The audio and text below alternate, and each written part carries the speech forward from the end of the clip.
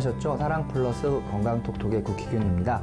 벌써 5회째가 되었어요. 시간이 참 빨리 흐르는 것 같습니다. 요즘 날씨가 많이 더우시죠? 병원을 찾는 많은 우리 연세 드신 어머님, 아버님들이 병원에 오시면 예전 같지가 않으세요.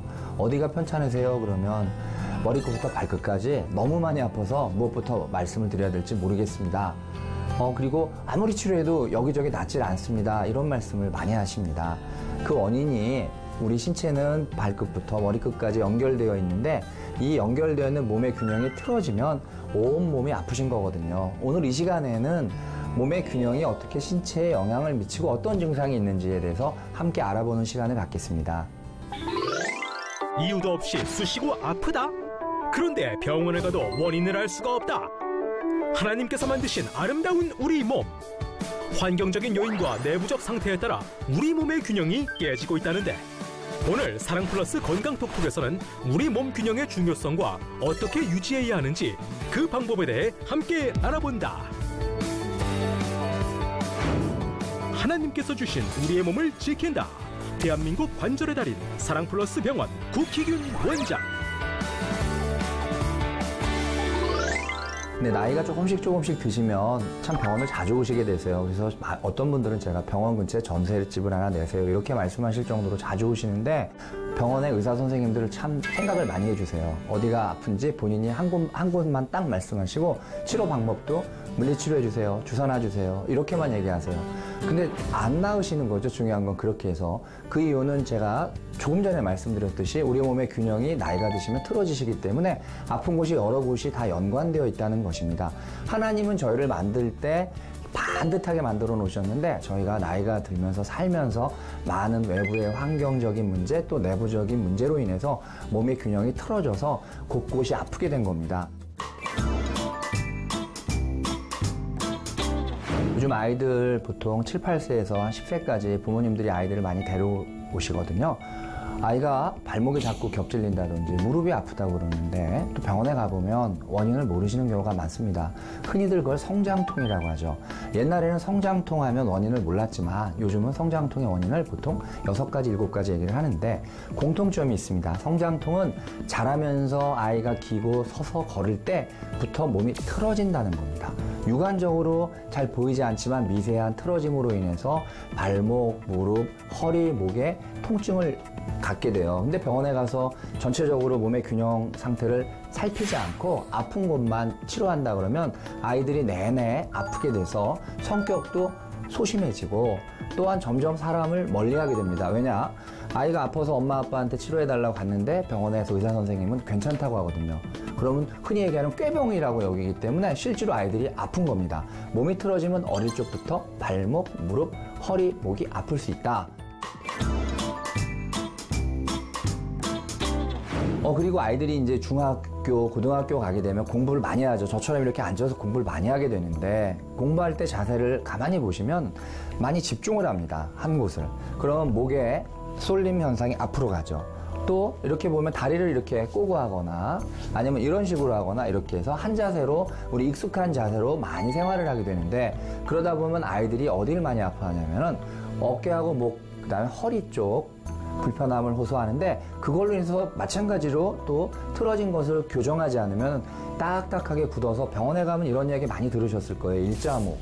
그래서 우리 몸이 틀어짐으로 해서 균형이 맞지 않음으로 해서 사춘기 때 흔히 생기는 질병은 일자목과 관련된 목 주변의 통증인데 이게 잘 낫지 않는다 그러면은 우리 부모님들께서는 방학을 이용해서 아이들의 체형을 잡아주는 것들을 그렇게 하신다 그러면 아이들이 훨씬 학습의 능률이 오를 것입니다. 우리가 직장인들 보면은 10시, 11시까지 도대체 병원에 올 시간이 없을 정도로 바쁩니다. 그래서 병원에 가서 진단받는 것도 힘들지만 진단을 했어도 치료할 시간이 없거든요. 근데 우리가 신체적으로 노화가 되는 시기가 몇 세일 것 같으세요? 시청자 여러분? 정형외과적으로는 25세입니다.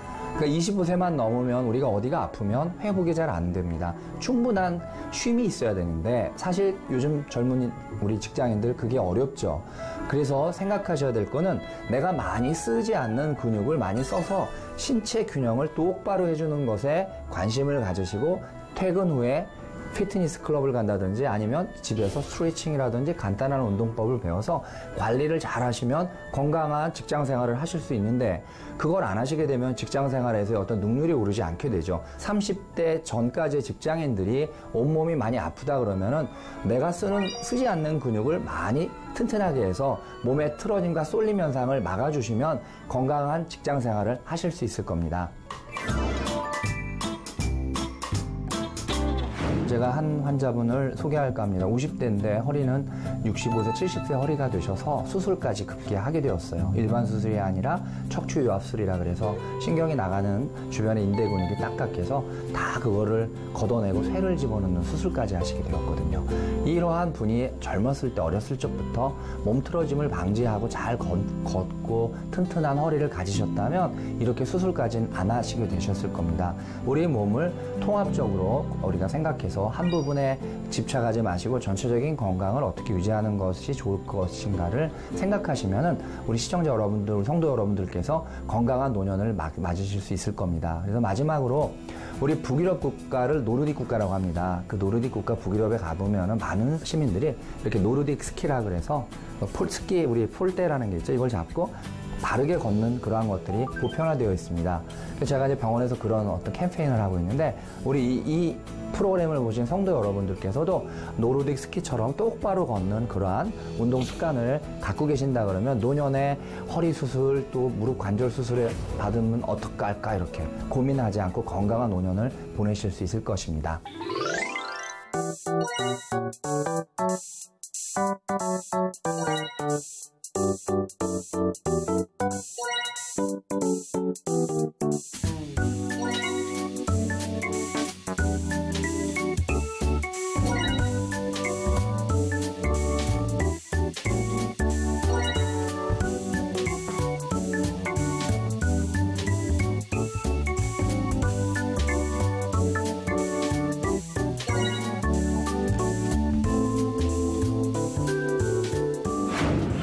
사랑하는 자여 내 영혼이 잘된과 같이 내가 범사에 잘되고 강건하기를 내가 간구하노라. 요한 3서 1장 2절 말씀입니다. 성도 여러분, 우리의 몸과 마음이 하나입니다. 건강한 육신이 있을 때 건강한 우리가 마음이 생기고 하나님과의 깊은 교제 가운데 주님 주신 귀한 몸을 잘 유지해서 하늘나라 갈 때까지 하나님 원하시는 사명을 잘 감당하리라고 봅니다. 오늘 이 시간 들으신 거 꼭 기억하셨다가 몸의 균형을 평소에부터 잘 지키시는 훈련을 하신다면 주님 원하시는 삶을 건강하게 누리실 수 있을 겁니다. 다음 이 시간에 뵙겠습니다. 강건하십시오.